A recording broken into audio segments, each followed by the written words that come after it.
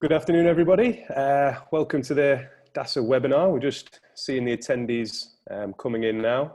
And we've had 250 sign up, still people signing up now. So we'll see what that number gets up to.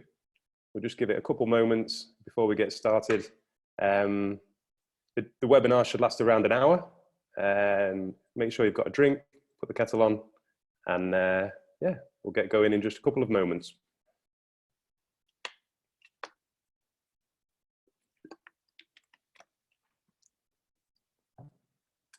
All right, yeah, we'll get started. So first of all, thank you for supporting this event.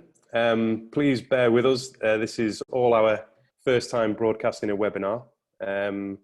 If you have any colleagues trying to join, now the Google form won't work. They need to find the link that's been posted on the DASA Sport Facebook page or the DXBPE Facebook page, so they can copy that invitation link. So first things first, why are we doing this? Well, obviously it's a very tough time at the moment. As PE teachers, we're not trained to teach our subject in this way. So we're all learning as we go along. But ultimately, this idea came about because we want to bring our community together to share, collaborate and support each other. And ultimately, if we can do that, if we can support each other, then it'll be the students that benefit. And it's amazing to see already 156 of you giving up your afternoon this afternoon to be here to help your students out. So I'm just going to post something for you. It's a poll, and I'd like everyone to vote on it, please. We're just interested to find out which parts of the world are represented here today, because it's reached out a little bit further than what we thought. So we'll let that poll run up for now. While you're voting, I'll carry on. So what to expect from today? We've got 6 panelists, all well-experienced PE teachers across a range of key stages and different responsibilities within their school. And they're just going to outline their school's approach to PE over this last 2 weeks and what they envisage moving forward. Please note, we are in the same position as every one of you. We are not self-proclaimed experts in the field of online PE delivery, but we think we have some ideas worth sharing that could help others and could start a dialogue for you in your departments beyond this webinar. These are all personal opinions and experiences of each of us. We don't speak for each other, and we're not doing things in the exact same way between all our schools. Everything's unique to our context.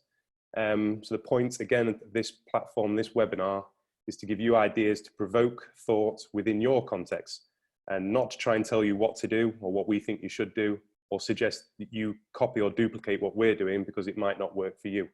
And we all have different situations to work within, and we appreciate that.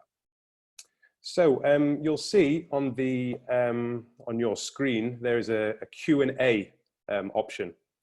Now you can post your questions on here, and those questions will be posted publicly. We won't answer them live. What we want you to do is vote for the questions that you want answering. Then at the end of the webinar, there'll be a Q&A slot, and we will answer the questions that we'll answer as many as we can, but the ones with the highest votes will be answered first, because that is clearly the topics that most of you want to know about. We also have the questions that some people have submitted in the registration process, and we'll be answering them as well. So the format of the webinar will be top tips, primary PE overview, secondary PE overview, and through schools. We'll have a few ideas, a few takeaways for you, a few apps and things you can take back to your school and give a try. And then we have the Q&A at the end. So I'm just going to end that poll now. There we go. Most people are from 87% from the Middle East, but a few from Europe and Asia. So welcome and thank you for joining. So just going to introduce our presenters. So first I'm going to introduce Dave. Dave's just going to unmute himself. There we go. Everyone. Hi everyone. So my name is David Tangney. I am the head of PE at Horizon English School, and we are a primary school. So my kind of focus is all on primary. Thanks, Dave. And Amy. Hi everyone, My name's Amy Channon and I'm head of PE at Jebel Ali School, and we are through school from FS1 currently up to year 10. Thanks, Amy. Jay? Thanks, Ed. I'm James Bedford. I'm the Director of Sport at King's Al Barsha. I'm joined by my colleague Damien this afternoon. Hopefully we can give you some tips and advice on what we've introduced at King's, which is a large through school. Thank you. Damien, over to you. I'm Damien Edwards. I'm an assistant head teacher and head of secondary PE at King's Al Barsha. And like Bedford said, we're going to try and go through some of the things we've done to help anyone out. And last but not least, Niall. Hi, I'm Neil Statham. I'm on the senior leadership team at Heartland International School. I'm head of PE there, and I've also been in charge of the school's digital strategy. Excellent. And myself, I haven't introduced myself yet. My name is Ed Mosley. I'm the head of PE at North London Collegiate School, Dubai, and we're a through school. So we're going to get straight into it. We're going to start with our collective top tips for everyone in different areas of the world. So I'll go first. Our first top tip is to start slow. It's now a marathon and not a sprint. So the pace of change initially, and we just thought was off for a couple of weeks, was really, really fast. And now we have to accept that this is going to be a longer process, a longer period of time, and we need to accept that our students need time to adjust to that, and we need to be patient when delivering new apps or technology for them to get used to. We also need to be as flexible as possible. So what works today or what worked last week might not work next week or beyond that. So as professionals, we really need to be always prepared to step out of our comfort zone and be as flexible as possible. Dave, I'm going to pass over to you next, please, on creating the content. So yeah, one of my top tips, I think, is trying to incorporate content that you could use again in your lessons. Now, doesn't mean the whole lesson is used again, but if there's a task sheet or there's a video that you could use for moderation in future years, it's great. So therefore, create content that links to your curriculum if possible. And then if any future content you're thinking of, if you can have one eye on your curriculum and what you're going to be delivering in future years in normal circumstances, it just makes it a little bit more worthwhile when you're creating and putting all that effort in, that you can use it and it can be recyclable. Thanks, Dave. Another thing we agreed was quite important is that when we're giving assignments, however you're doing that at your school, or tasks, we need to be as explicit as possible. We were quite surprised how many questions we got to things we assumed the kids would understand what to do. So the lesson learned is really don't assume what they know or what they can remember that you've done it in class before. Really be explicit, write it down, have a video, and make sure that's really clear. Neil, I wanted to talk about letting them see and hear you. Yeah, so we've been doing a lot of live and interactive lessons, which I'm aware is different from some schools. So my top tips all revolve around that, and that's do reach for connectivity. Doing lessons live is obviously a little bit daunting, but creating that community spirit by having people doing it at the same time just creates a different level of interaction. So one of my top tips is don't be afraid to put yourself out there live. Going hand in hand with that is obviously the safety element. So I'm going to shamelessly plug here the NSPCC online learning safety course, which is only costs about £30 in the UK. It's about 4 or 5 hours of delivery and is a fantastic resource. My second, or my final tip is just about developing a contingency plan, and it's going to be something that we'll talk about later on, but lots of us have got great platforms that we work on, and the longer this goes on for, having an alternate or having a second form of delivery that you can fall back on should you need is an important consideration as well.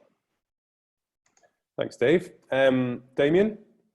So one of the things we're sort of looking at is competition within our students. We find about 50% of our students are naturally sort of engaged with that competition straight away. So we've been trying to do, like most schools, sort of the beta teacher challenges, little tasks. Some of them we've stolen from social media and decided to get the students to do them. Annoyingly, quite a lot of the students seem to be beating the teachers at the tasks. We're finding that it's just sort of motivating them, it's helping them to engage, and then we've been sharing some of the the most successful students on our social media, again, to sort of get more sort of awareness out there of what they're doing. Great, thanks, Damien. Jay? I think my top tip would be for PE teams and PE teachers to not be afraid to think outside the box here. I think certainly in our school, we've thought long and hard about the role of the PE team in this home learning time. And we decided to really focus on the physical well-being. Right now, obviously, parents, students, I know staff as well, we're kind of cooped up at home. So getting that physical activity in is a little bit different and challenging. So we've tended not to look at the teaching and learning aspect in these first 2 weeks, and we've really focused on how can we engage the students and the staff to encourage them to get active. And, you know, we've done step challenges, we've done physical activity challenges. I know we've all shared the Joe Wicks workout, but I think my tip would just be not to be afraid to think outside the box here and just come back to the role of what a PE teacher is there for, which is to promote well-being. Thank you. And Amy? I think my top tip so far would be just to keep it simple in terms of the content you're delivering. Don't put the pressure on yourselves to think that you have to deliver what you would deliver in a normal lesson at school.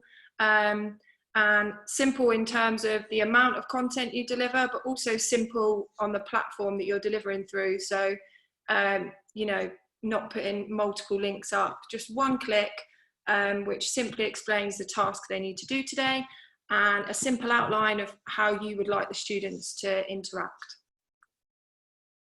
Great, thanks very much, everyone.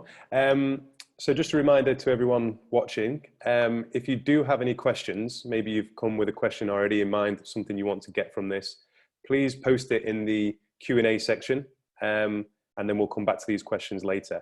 And remember to vote for the questions you like. So find that Q&A section towards the bottom of your screen, and please post away.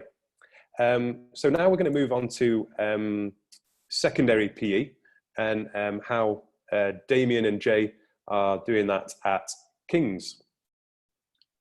So I imagine there's obviously different sort of formats for this, but the way we're sort of going through it is we've got a Google Classroom set up for all of our students within their sort of lessons. They've been given 2 options within the week for their PE lessons. They have an HRE section, or they have a dance section. For the fitness thing, we're looking at components of fitness. So we've got sort of 11, 12 different sections that are sort of building up across the week. The students do a workout with the teacher, similarly to the Joe Wicks ones, but with more of a focus on the educational concepts behind it. So going through sort of the muscles they're using when we're doing muscular endurance, why we're doing it, how it's affecting their body. But then they also have the opportunity to do a dance unit, which our dance specialist has created for them, where the students are learning different stages of a dance across the different lessons as they would within a normal PE curriculum or a normal context. And then towards the end, she's going to start putting them all together, and they'll have sort of the full range of a dance sort of workout.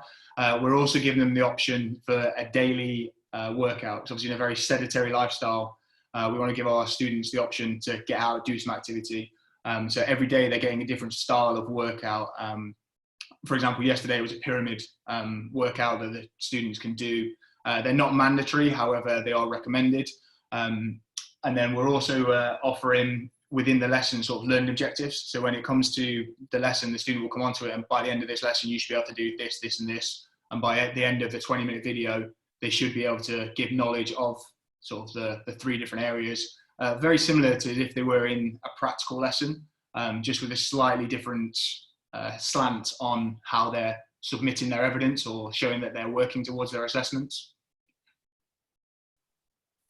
Yeah, I think just to develop that a little bit further, we've also introduced blogging. So we've now got the PE staff, similar to what we're doing now with the webinar, having a discussion around, last week it was around the content of the lessons and the expectations. I know this week we've actually got students who are going to join us on the video call, and we're going to kind of interview them on how they're staying active and fit at home. I always think when you know, kids see other kids and share their experiences, the engagement levels are a little bit higher. So we're trying to approach it from different angles. Obviously the PE lessons are there. The Beat the Teacher challenges, which I've seen some schools are doing on social media, are there. The daily workouts are there. and also this concept of vlogging each week, just to try and express to the students again the importance of staying active and healthy. Just on Key Stage 4 and 5, obviously Ofqual have now released guidance with regards to examination, PE and so on. So I'll be honest with you, our year 11s and year 13s, we're still digesting that information, and we don't really have the answers for that right now in terms of what that content is going to look like. I think in 2 or 3 weeks' time, we'll know better, and we'll probably have decided as a school and a department what we're going to do with those students. But there is also core PE. So with the Key Stage 4 and 5, we're still expecting those students to take part in PE lessons, make sure they're getting daily workouts in and so on. There's still a responsibility there. Even though these students are in their sixth form age, the PE team is still pushing them to stay active and healthy. But yeah, hopefully that helps schools, and either it's a similar trend what they're doing, or it gives them some ideas of what they can do in their school. Great, thanks, boys. I know a colleague in the UK, their GCSE students are actually beginning their A-level studies now. They're moving that forward as well, so that might be something to consider. On the vlogging, we've just started podcasting. We've done one so far, but we think it's got a lot of potential to be student-led. There's lots of athletes and sports doctors and all these types of really important people that are at home that can be easily accessed on Twitter and through Zoom, that can be interviewed, and they might be quite keen to do so. So it's a great opportunity to do something like that. I'm going to pass over now to David for primary PE. Okay, the only thing I can really tell you is what we're doing, and hopefully that gives you maybe questions that can arise from there. The platform that we're using in primary is Seesaw. And actually, in terms of usability, I find it very helpful. I know a lot of people are using it, so I'm not going to go into detail what it looks like, but in terms of me being able to broadcast a voice note, a video, and communicate in terms of getting feedback from children and parents, it's really useful. So those are the things that we kind of like about it. In terms of what that looks like in lessons, I'll start from the bottom. In the foundation stage, the very first week was very much about, right, this needs to be physical education, we need to be teaching the whole point. So we went down delivering the teacher and learning, and what we did with the FS is we targeted the parents. So we knew that they were going to be doing the lessons with their children. They're 3 and 4 years old. So what we found is that if we went through a nursery rhyme that asked them to do, for example, walking in the jungle, where they do a lot of functional movements, and then we just taught the parents what the key things that we were looking for from the functional movements to help them support their children in their development. We found that model, with a bit of tweaking, has worked really well, and I'll talk about what we've tweaked in the kind of after they got feedback. In the Key Stage 1, so year 1 and year 2, again, going back to my tip, we wanted it to link to our curriculum. So we've been doing striking and fielding. Now we have a hook. The hook is Pokemon. It sounds crazy, but you can therefore kind of pull loads of resources, and the kids are catching a Pokemon ball, and that just continues, and different Pokemon then show different types of throws, different types of catches. You can do 1 hand, 2 hands, and you can use that as a kind of platform or a theme that would engage the children quite a lot. As we've been doing that for the last two weeks, and actually we're going to do it for next week as well.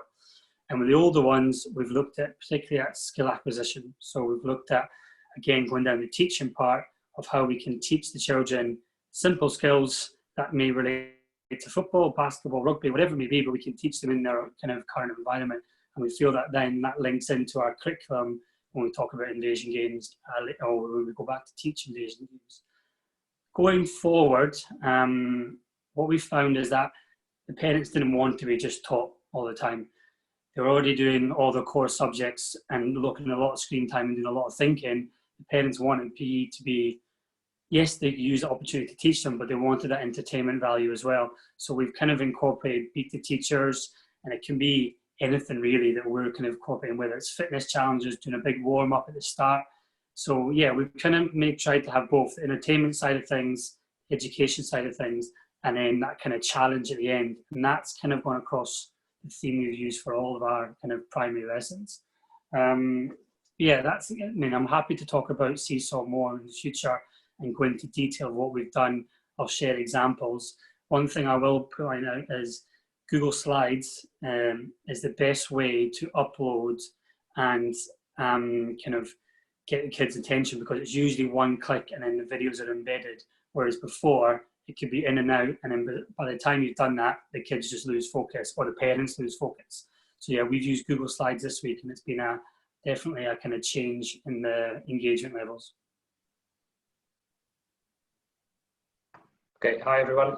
So we're a slightly different system. So we have our whole school on Microsoft Teams in primary. So from year 1 to year 6, all the students are part of a Microsoft team. So I'm gonna attempt to share my screen with you and show you what our setup looks like. So so bear with me. So if I share my Microsoft team screen, hopefully everyone can see that. So this is a typical class within our primary school. And the great thing about Microsoft Teams, I think, is that the videos are embedded inside. So when it comes to uploading, there's no downloads or anything like that. You can see all their other lessons are sitting within here.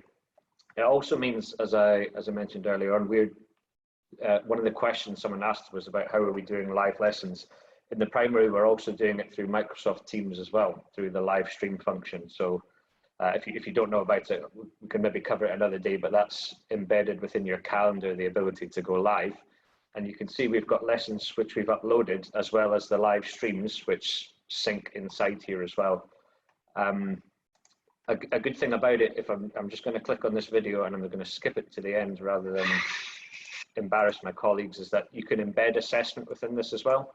So if I skip to the end of this this particular session, which was a fitness test, assessments embedded within it. So without the students having to leave the website, it's embedded embedded inside.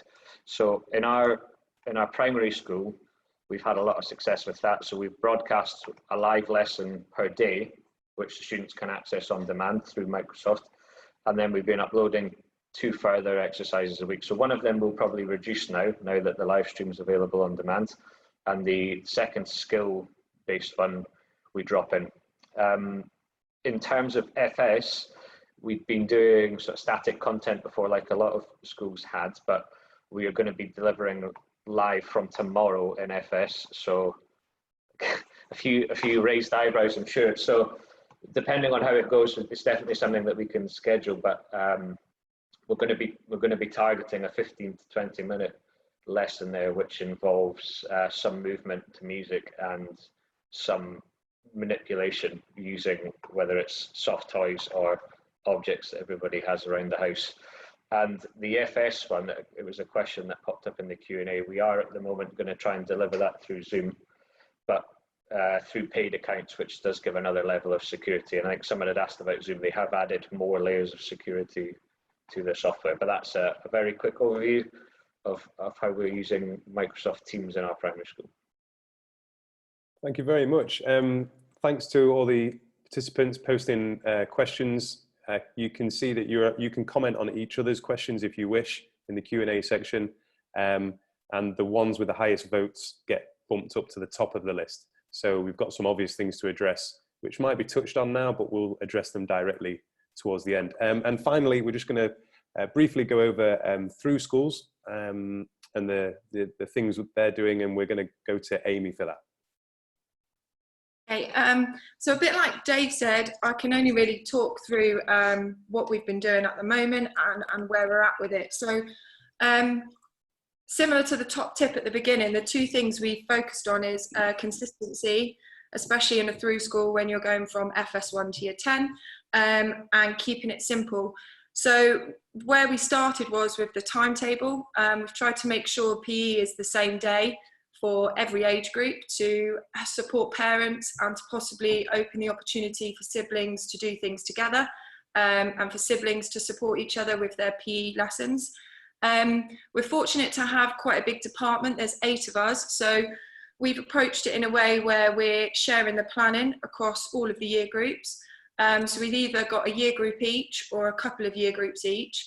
And that means we can focus on the quality for that age group and the needs of those children or students. But what's quite nice, through the platforms of Seesaw and Google Classroom, we're able to feed back to the classes we would normally teach. And that's been quite good in setting up, I guess, a reflective workload of just a PE teacher, or maybe an assistant head or a senior teacher that you might have in your department. And it means we can still speak to the kids that we would normally teach. The other thing we've tried to do with the content is keep it simple. So with the 2 PE lessons, we're going for a fitness lesson once a week. And at the moment, for our other lesson, we're trying a pick and mix where all 8 of us are experimenting with what we could actually deliver in our normal curriculum. So some of us are trying dance, gymnastics, skills, and through that, we're learning the barriers for us, but most importantly for the students, because we can see through their engagement what they're actually able to do and maybe what they're not able to do. And I think that will hopefully guide us in the coming months about what's possible. The way we've kept it really simple is, I guess, coming up with non-negotiables for our department, and that's also come from our school and the direction we have. So there's 3 things we're focusing on. The first thing is prioritising relationships and personalised learning with the students. So in every lesson that we teach, we make sure they can either see us or hear us. And we've actually not used any apps or anything like that yet. So the teaching that we're delivering is very raw. It's not live, but a lot of it's through videos. The second thing that we're focusing on is allowing the students to be creative in their responses. So again, through these platforms, keeping it open, whether they respond with a photo or a video, or they might want to write you a note. And that means when you're feeding back, you're getting 25 different responses as opposed to the same thing. So trying to come away from this copy me, you know, and sending back the same things. And just going back to the first point, obviously that gives us the opportunity to actually teach content, which is really important. And lastly, the third non-negotiable we've got is just providing timely feedback. And again, that's in line with your school policy. And that hopefully through that feedback process and through that creative response process, that should inform your future planning, which ideally for us is to make sure that it's as similar to a school experience as possible. We have found that timetabling the feedback has been really useful as well. So if your PE lessons are Monday, we try and schedule our feedback for the Tuesday. Thanks, Amy.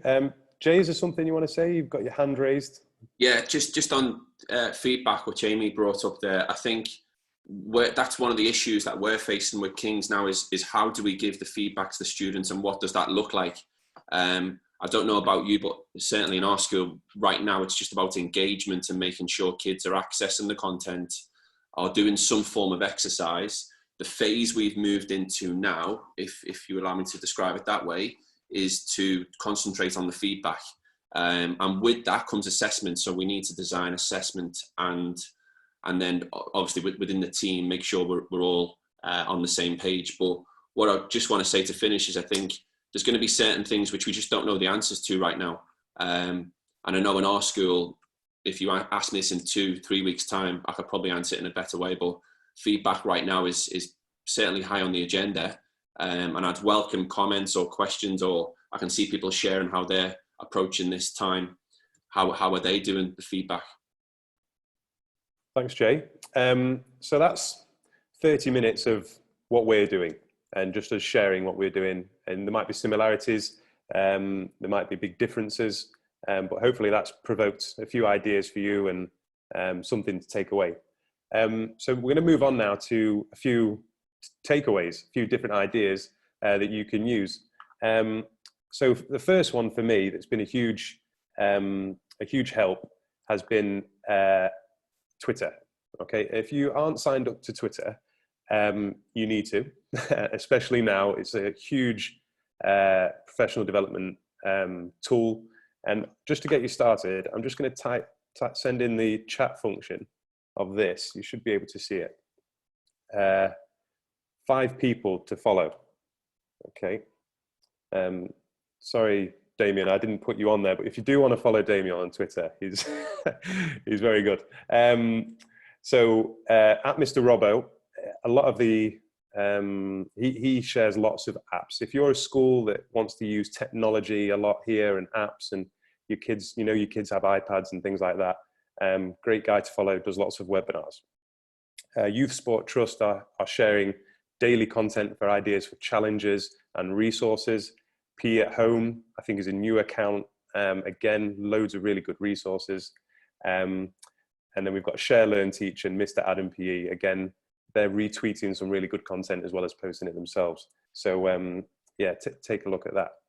The next one I'm going to talk about is the AR Runner app. And I got this from Mr. The PE Geek, Mr. Robbo. So I'm going to give a go at sharing my screen this time.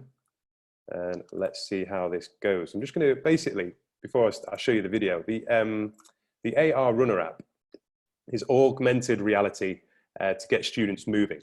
Now, it's perhaps not for a PE lesson, but certainly a good option if you want to do a whole school challenge, or a challenge within a year group or inter-house challenge.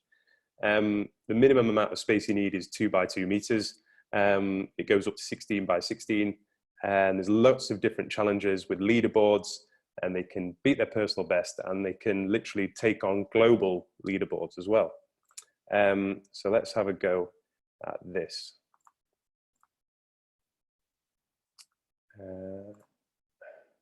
Okay. Hopefully you can see YouTube now. Panelists, can you give me a nod if you can see YouTube? Yeah, thanks. Right, okay, so just gonna play this video for you. Let me know if you can't hear the sound.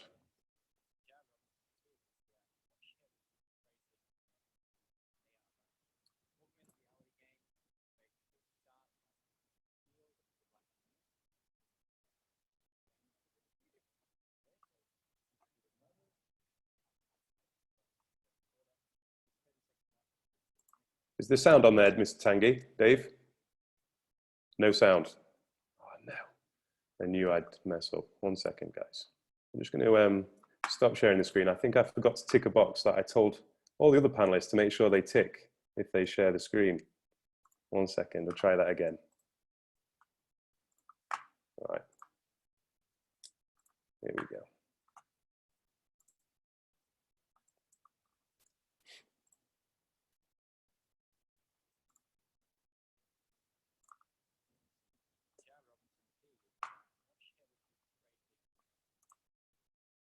Okay, I'm going to give up on that one. But what I will do, I'll send you the YouTube link to that. We're going to send you a load of different resources after this. Moving on, I think we're going to go, Damien is going to be far more successful than me next. He's going to show you an app called the Home Court app. I don't know if I want that pressure. So basically, I'm sure some of you would have seen, hopefully I can put this in the chat now. Some of you will have seen this app going around on social media.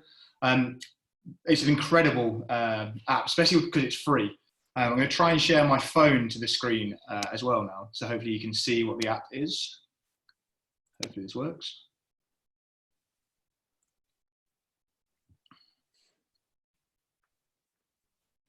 Does that come up now?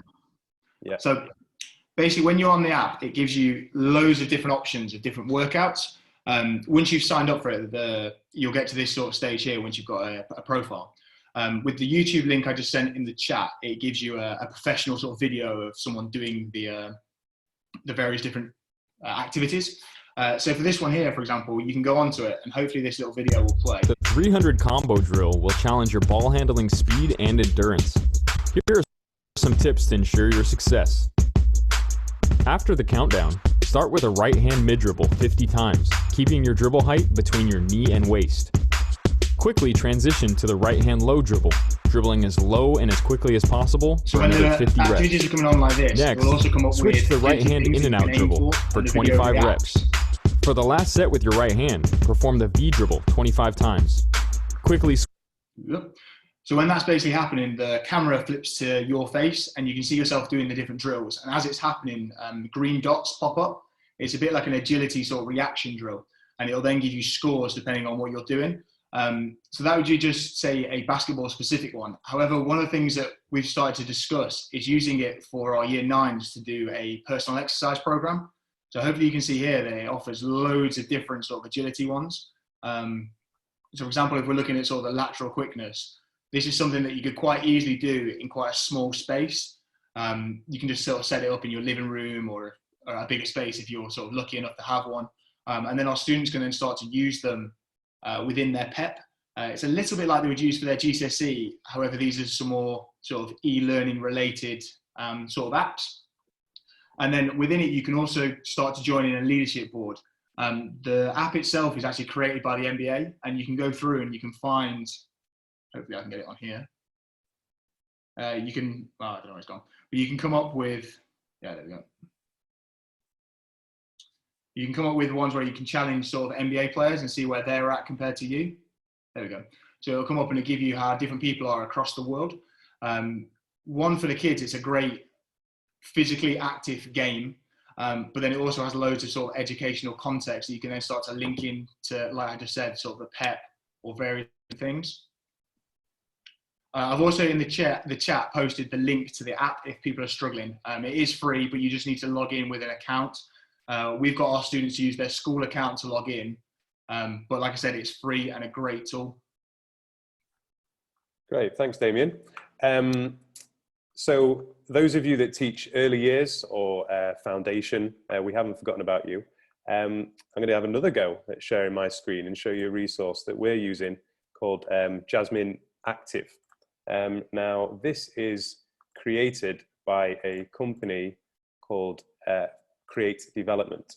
1 second. Can you see that? Yeah, lovely. All right, so here you basically have got a full scheme of work with resources ready to go. This is free at the moment. Usually it'd be paid for, but they've made it free for early years, Key Stage 1, and for Key Stage 2. Now, our early years specialist has utilized this. She's made tutorial videos to show parents how to navigate around the site. And I'll just show you an example of the types of things. So we'll go into Year 2 PE here, have a quick look at some of the activities available. So you see the graphics are very good, it's very professional. The parents like the appearance, but we'll go on to this. This is the type of videos or activity that the students might be asked to do. So yellow is the easiest level, and then it progresses up to blue. So I'll just play this video here. We don't need any sound. So this is something families could do at home. So mum and dad can do this with their children. The instructions are all there and the demonstration is there. The video is quite good and it's quite clear. And you've got simple side-to-side steps here. You can move over and towards the end, when you get to the blue level, again, you get the instructions. And it's obviously more technical. So this is great for developing that fundamental movement in the earlier years and in Key Stage 2 as well. So it's got everything that you require and it's all there planned out in sequence with stories and songs and things like that as well. Okay, so that's Jasmine Active. And if you contact them up via their website, they can sort you out. Okay, and then our final takeaway for today, before we move on to Q&A, remember to keep voting on those questions, is Flipgrid with Neil. Hi everyone. Hopefully this will actually touch on one of the most upvoted questions, but we're using Flipgrid successfully, not just in the PE department, but throughout the whole school as a two-way assessment tool. So it's a way of setting a task to students, having them easily record and send back a video, and then you can feed back to them using various different media, whether it's written, verbal, or your own video if you like. So I'm going to try and share my screen again, and I'll show you what it looks like. So We've embedded Flipgrid within Microsoft Teams, which is another good feature. So if you're using Flipgrid on the desktop app, it will look something like this, and it will just sit at the top of your screen. It's a website primarily, so if you're using it on a desktop, you don't actually need to download it.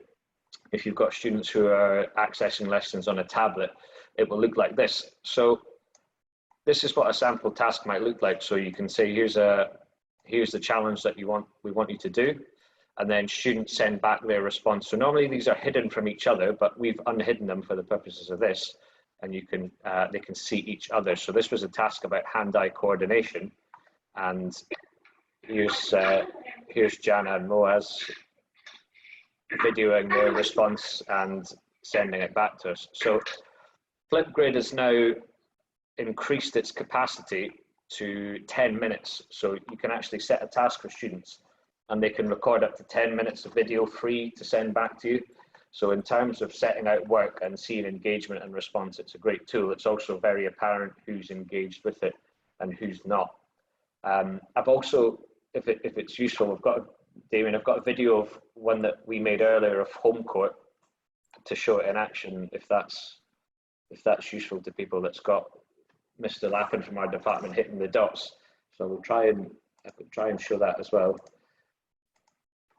This is just touch back onto it's within my Twitter.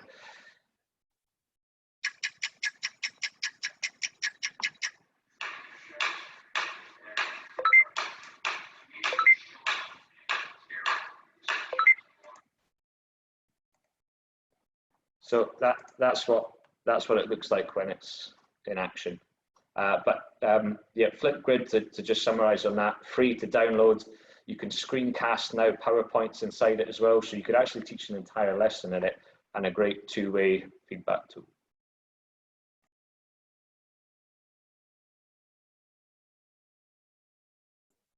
Thanks, Neil. Does anybody else want to comment on feedback there? Is it Amy? Yeah. Yeah, I had some good questions coming through about how to actually manage the feedback, because I think, like Jay was saying earlier, that's something probably we're all moving towards, and something that's really, really important. So the way we do it at the moment is our PE lessons go out on a Monday and a Wednesday, and we've decided as a PE team that we will do our feedback on the Tuesday and the Thursday. And the way we've tried to do it is that we will schedule. So for example, if I teach year 3 and year 5 in primary, on Tuesday, I'm going to set aside half an hour or an hour to feed back to my year 3 class. And the next hour, I'm going to set aside to feed back to my year 5 class, and so on and so on.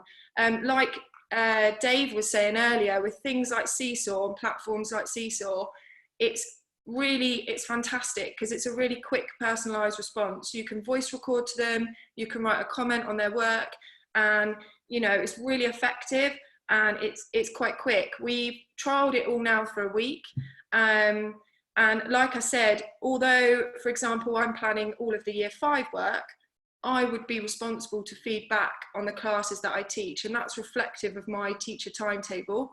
And so that kind of balances that out in your team as to who's just teachers and have got, you know, more time to feed back to all the students they teach. And for those of you that have got extra responsibilities, that feedback load might be a little bit less. For platforms like Google Classroom, we are experimenting at the moment with things like Kami so that we can use verbal feedback, because we're finding it's not as quick to be able to do that. It's more comment based.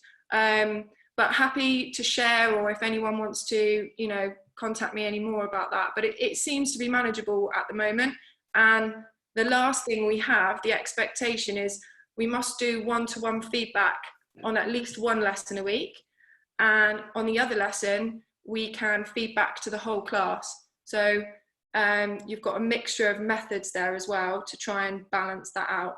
But my advice would be just experiment what works for you. Pick something, go with it, try it, and then move forwards from there. Thanks, Amy. Damien? So just sort of carrying on for Amy there, I'm going to talk about a little bit of what we're doing with exam PE, specifically across A level and for the feedback we're giving them. So hopefully I should be able to share my screen and sort of give you an example of what we're doing. Oh, let's go back this way. So for our classes themselves, they're all set up in a Google Classroom. The first task they had to do was a RAG. So they'd basically find out where they're at, areas for weakness. This then links in to the website here that the kids are then going through. Hopefully it loads. They can pick their area of weakness and then work across. So for example, on this one here, the cardiac conduction system, they can do a flipped learning video that links into their area of weakness. Once they've then got to this stage, if they go back to their Google Classroom and they go further down, they've got questions that go across all of them. So for example, here with the cardiac conduction system, describing how the cardiac conduction system causes the heart to contract. Once the student has answered that, they send it across here like a Google Doc. And then here's just a small snippet of some of the feedback that one of the students in the class has got to try and get that one-to-one feedback that Amy was just sort of talking about there. And two, start to develop a bit more of that student staff rapport that obviously you'd be sort of craving within a normal lesson. This is obviously making it quite hard, but here's just sort of a snippet of what we're using to give the students feedback. With your cardiac conduction system, with this question, just remember you're looking for Sally always aims balls past Vicky. You started off with the SA node, which is great. This then travels through the heart to cause atrial systole. Brilliant. This makes the top half of the heart contract. The impulse then covers to the AV node, good, where the delay is 0.1 seconds. So yeah, straight away you've got your 3 marks. And as you carry on, you've got the atrial. So within this, obviously you can import different videos, like on the right here, there's a video of what would obviously be happening as the student's describing it go through the heart. This student's very sort of a very visual learner. So for this, it really has helped her. But then you can also, when you've got sort of a longer mark question here, you can break down where the marks have come from. 3, 4, 5. For this question here, she actually got 4 marks, but it sort of allows us to go through and show where she can make those improvements, and just sort of little things that you can start to add in. Like you can add in a few sort of little emojis to try and almost keep that rapport that you would have within your normal lessons, to try and offer them feedback within. I'll post in the chat how you can create those castings. You can use various different apps. That one's Camtasia, which is a paid for one, but you can also get a Google Chrome add-on that's free. I'll post it in the group now to sort of show how you could do that. Perfect. Thanks, Damien. I'm sure for anybody who teaches GCSE and A-level out there, in the future, Damien would be happy to sort of maybe host a webinar and talk about that more, because that's obviously excellent feedback. Dave, Jay, I can see you've got your hands raised to contribute. Keep it brief because we've got the Q&A to go into, but if there's something keen you want to say on feedback, please do. I'll go real quick, please, Dave. There's a question there from Ryan about do we set work and kids have a set time to complete that work? This idea of synchronous and asynchronous. So I know at King's we try and use a bit of both. So there's times when we'll do live lessons and students have to log in. But I know in primary PE, we set the PE lesson on a Sunday morning. That means they have all week to complete that lesson. So it's not a case of this is a set time, we need you to do the work by then, and then we'll offer feedback. We obviously understand that this is a very unique situation families are in. So we set the PE lesson on a Sunday morning and we give them all week to complete that lesson. So that was just how we approach that at King's. I've just seen that question from Ryan in the chat. Thanks. Dave? No, he's no. Put your hand down then. There we go. Right. Right. We're going to go to the Q&A. I know you're keen, Amy, but we've got lots of other questions as well.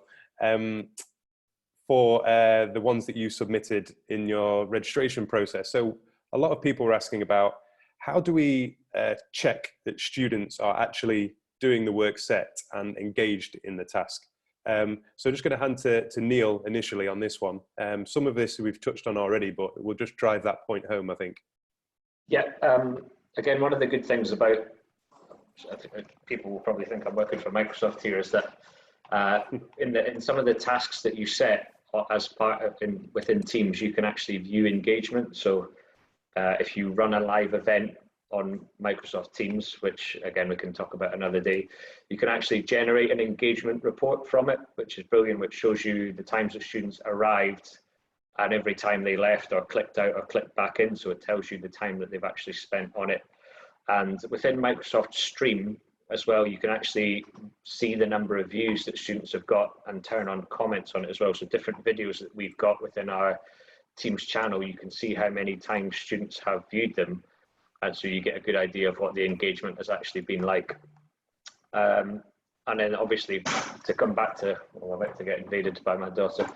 Coming back to Flipgrid again, you can see directly who's viewed tasks and who's responded them as well. But something, I'm just going to try and fire up one more thing to show you, which is called Microsoft Insights. So if anyone who's using Microsoft Teams might not be aware of this, I'll try and quickly share my screen with you to show you what it looks like. And it's a great way for getting an idea of who's engaging and who's not. It's a free part of Microsoft. So whenever you're in a team, if you click on Insights, it will add this teacher only tab that shows you exactly what students have been doing. And within that, it'll be useful if you've got an exam class as well, but it drills down on every child automatically on how long they've spent, what grades they've got. You can get a class average, you can see how long it takes for feedback, what percentage of assignments they've turned in on time, what's their activity within the channel been like. So that's been one of our most successful tools in terms of time effective for teachers in checking engagement. Great. Anyone got anything to add on that? No? Lovely.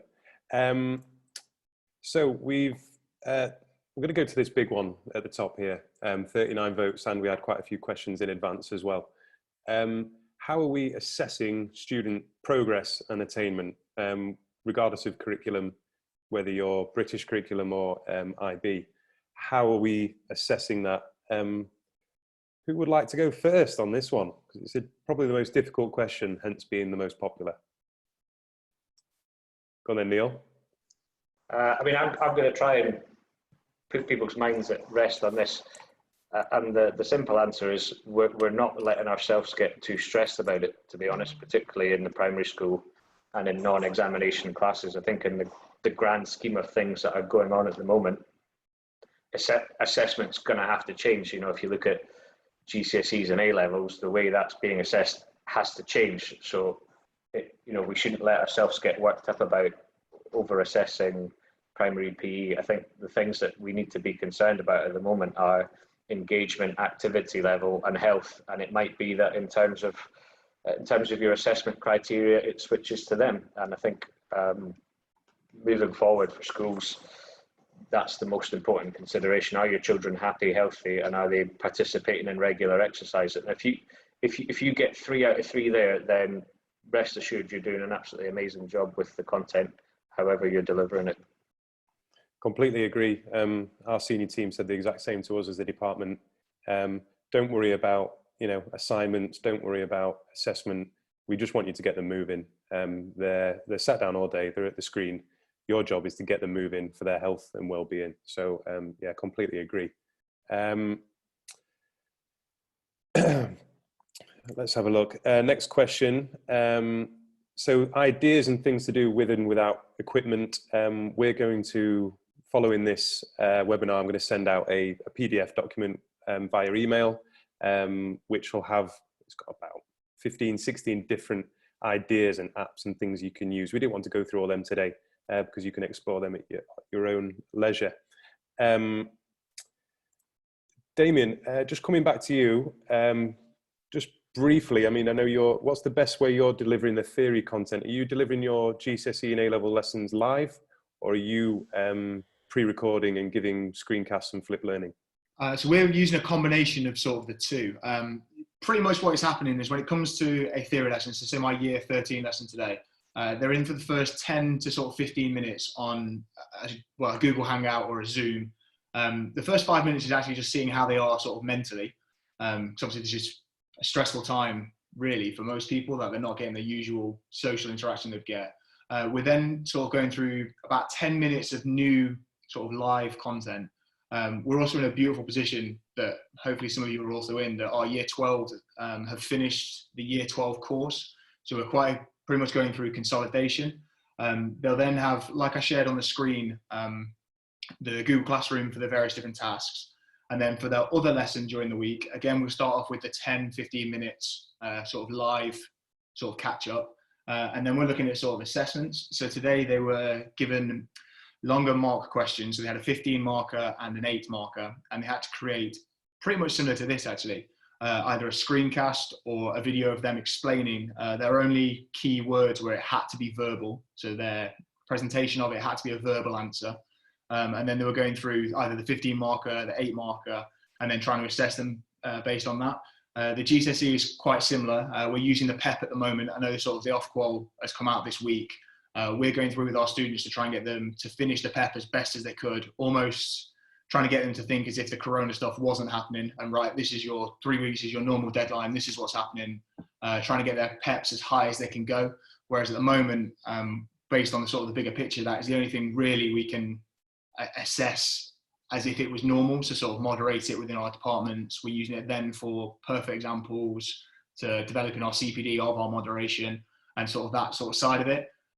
Our exam across A-level and GCSE follow roughly a similar format, the 10 minutes of live lessons and then 50 minutes of sort of consolidation or feedback, depending on what the students need.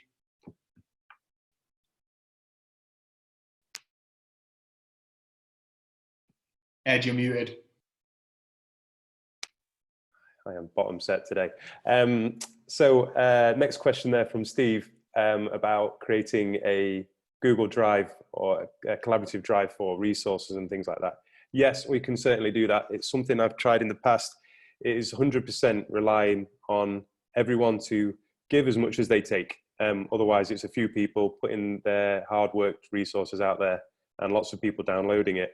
I would direct you all to PE for Learning in the UK. Some excellent resources there. The Ever Learner as well is brilliant for GCSE and A-level. And again, I'm going to go back to Twitter and those 5 accounts, plus Neil's and Damien's, who you've also seen today. They will literally be a resource drive for you. And if you just follow 6 accounts, it's dead easy just to scroll up and down on your phone and find these resources. Neil, can you explain, we had a question from Reese from WSO, how, when delivering live PE lessons, how are we managing the questions and interactions of the students if you're on camera doing the squats and the lunges? Yeah, I mean, yeah, hopefully I won't be doing them for much longer because I'm not convinced that people want to see that at all. But as for people who haven't used it, in Microsoft Teams in the live setting, when you broadcast out, so I would say our most successful ones have been streamed. So you stream from within the platform via a link. So you set it up, you send a link to students. They don't need to leave Teams. It launches within sight. And within that, you can set up a question and answer function as well. So I have one of the team behind the scenes who's fielding the questions and doing the interaction with students. And then we have 2 people who are on live performing. And I mean, but yeah, performing is probably the optimal word when it comes to my fitness stuff. But that, although I'm not interacting live with the students, someone's answering the questions. And similar to what's happening here, really, if there are questions that I need to address live, then they get pushed through to me. I see a notification on my screen, and then I can deal with them. And I've got all the same screen sharing functions that I would normally have. So when we do our CPD, we do it through live stream, and you can share PowerPoints, you can share all these things. So it means you can create, if you like, a classroom, as close to a classroom environment as you might get, without the stress of seeing students on camera, without worrying about people muting or unmuting microphones. They can type questions to you, and you can check at the time the number of attendees and when they come in and out. And everything that you do is on demand again. If you enable that, they can watch it back as many times as they like. Brilliant, thanks Dave. Amy, I'm going to come to you for this one. We've got a question here from Raha International School. Are we sticking to the units we would have taught, such as invasion games, striking and fielding, net games, or are we going fitness and dance? And I know you do something with the pick and mix, you call it. Can you just, is that related? Or, yeah. I mean, yeah. Can you explain that a little bit more?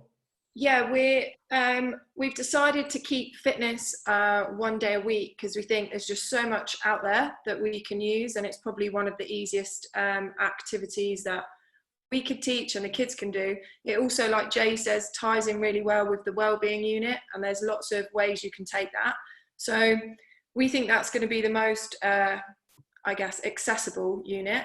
The Wednesday, yeah, we're experimenting with gymnastics, dance, skill-based lessons, you know, from rolling up socks, getting, you know, safe obstacle courses for the little ones.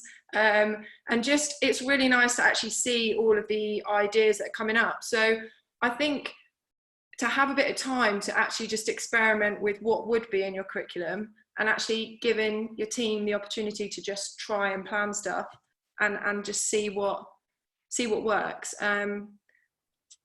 Yeah, skills, dance, gymnastics, I think is as far as we've got. Brilliant. I can see a few questions here about IB schools. So NLCS, we're an IB school. I'm going to come back to that. I know there's a lot of things on assessment, and there being 4 criterion that we have to assess twice a year, etc., etc. Again, I'm going to come back to what the others have said. We're not stressing over assessment and that criterion C, that practical assessment. We're not stressing over the other criterion either. I don't want to ask our kids to do more writing and more submission for PE because they're doing it for every other subject. We just want to get them moving, and that's our job, we believe. And that's just our opinion as a school and as a department. So other IB schools might do it differently, but at the moment, that's where we're at. I think everything else is, oh, Neil, want to come in there? Sorry, yeah, I just want to come in with a final thought on that. Something that we've been talking about is that this is going to instigate change some way or another in terms of assessment and in terms of overall activity of students. And what you're likely going to see happen here is this cohort of children, particularly at the lower end of the school, are going to be tracked throughout their education, and there's going to be data that comes out of this that shows or gives hints to what's essential learning, what's not essential learning, and what things were we really stressed out about, or were we investing a lot of our time in? And actually, when these children come back to school, whenever it might be, are they further behind than we might have thought they were, or could they actually be absolutely fine? So it's worth being as versatile in your thinking with it as possible. Great. So I think we've addressed most of the questions. Just going to wrap things up here and say that there's lots of you that have questions about your particular area, whether you're an early years teacher or an A-level teacher. Beyond this, we are going to organise more webinars. This has been very general.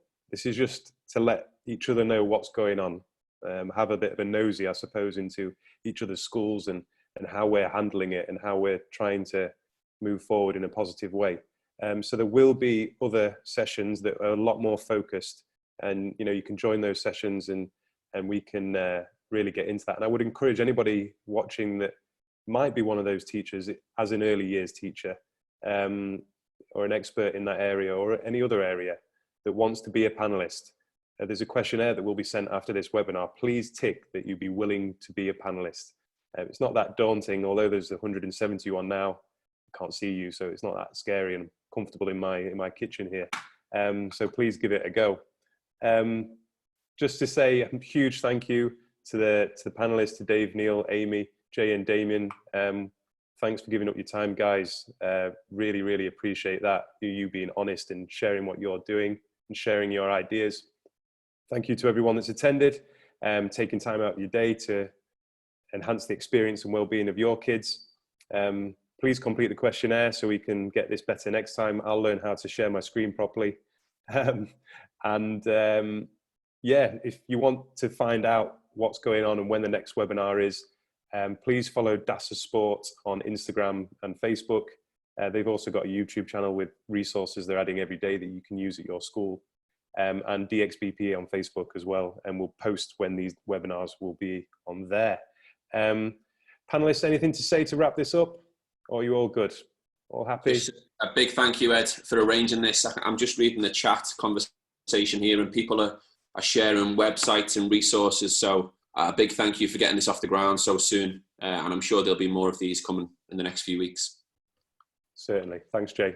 All right, everybody, this will be recorded and I'll upload it online and share it out to you all so you can watch it back if you've missed anything or a colleague has missed it also. All right, but have a good day, everybody, and take care.